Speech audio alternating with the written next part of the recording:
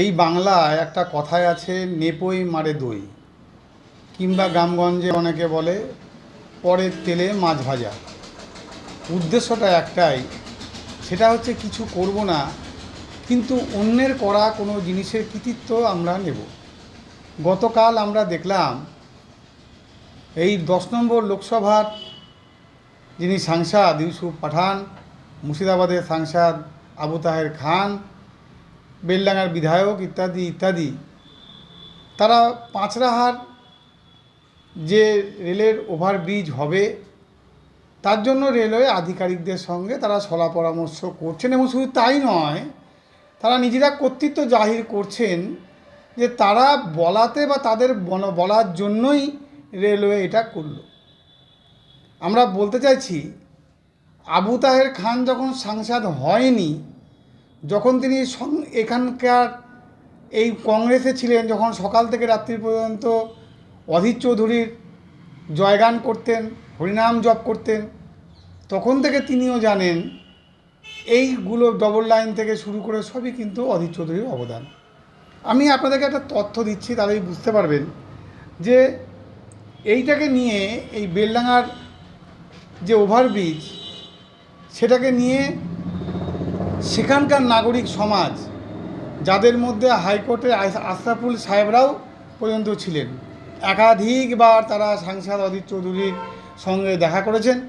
দলমত নির্বিশেষে নাগরিক কমিটি বেলডাঙ্গায় গঠিত হয়েছে, তারা এটা নিয়ে সচেষ্ট হয়েছে এবং তারা অধীর চৌধুরীর হস্তক্ষেপ দাবি করেছিলেন বলেই তৎকালীন সাংসদ অধীর চৌধুরী বারংবার রেলওয়ে আধিকারিকদের সঙ্গে তিনি এই সুপারভিশন করেছিলেন।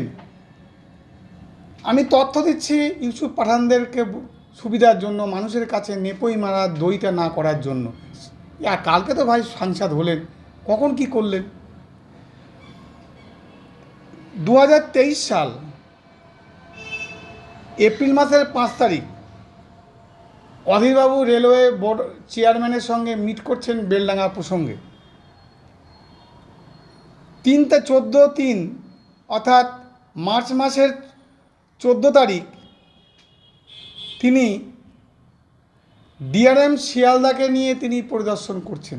আমি আবারও বলছি, মার্চ মাস 2023 তিনি ডিআরএম শিয়ালদাকে নিয়ে বেলডাঙ্গায় কীভাবে ওভারব্রিজ করা যায় তার জন্য পরিদর্শন করছেন। তারপরে এপ্রিল মাস 2023 সেখানে তিনি রেলের চেয়ারম্যানের সঙ্গে দেখা করে এই খুব তৎপরতার সঙ্গে যাতে এই ওভারব্রিজ হয় এবং মানুষের সমস্যা দূর হয় তার জন্য তিনি দেখা করছেন। ডিসেম্বর মাসের 1 তারিখ জিএম ইস্টার্ন রেলওয়ে এবং ডিআরএম শিয়ালদা যৌথভাবে পার্লামেন্টারি যে কমিটি, সেই কমিটির আহ্বানে তারা রেলওয়ে এখানে পরিদর্শন করছেন। প্রত্যেকটা স্টেশনে ভাপ্তা, সারগাছি থেকে শুরু করে বেলডাঙ্গা বারবার করে ট্রেন থেকে নেমে সেখানকার মানুষদের সঙ্গে কথাবার্তা বলে অধীর চৌধুরী কাজ এগোচ্ছেন। ফেব্রুয়ারি মাসের 28 তারিখ তিনি বেলডাঙ্গা ভিজিট করছেন আবারও, কাজেকে নিয়ে শিয়ালদা ডিভিশনের জিএম এবং আদার্স অফিসারদেরকে নিয়ে।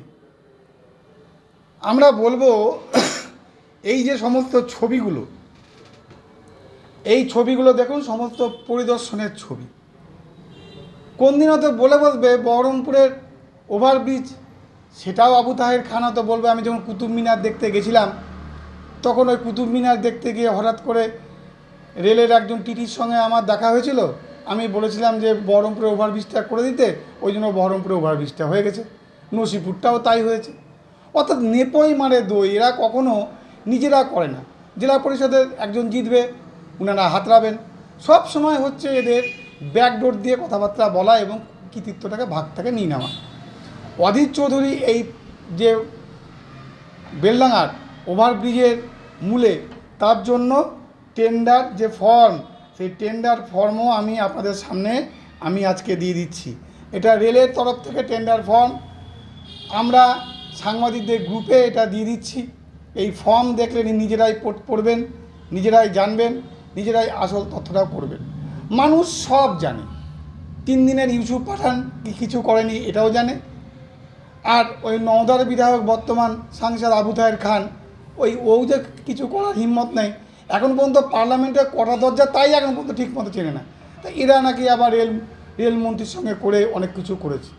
আমরা বলবো সাংসদ অজিত চৌধুরীর অবদান, তার নিরলস প্রয়াস, বেলডাঙ্গার নাগরিক কমিটি তাদের প্রয়াস, এবং তার সঙ্গে সঙ্গে প্রতিদিন অজিত চৌধুরীর এই করাতে আজকে এই টেন্ডার ডাকা হয়েছে, যে টেন্ডারের মূল নায়কই হচ্ছেন অজিত চৌধুরী। তাই সময়, ছবি সব কিছু দিয়ে আমি আপনাদের সামনে বললাম যে এই ধরনের অপপ্রচার তৃণমূলের সাংসদ বিধায়করা করবে।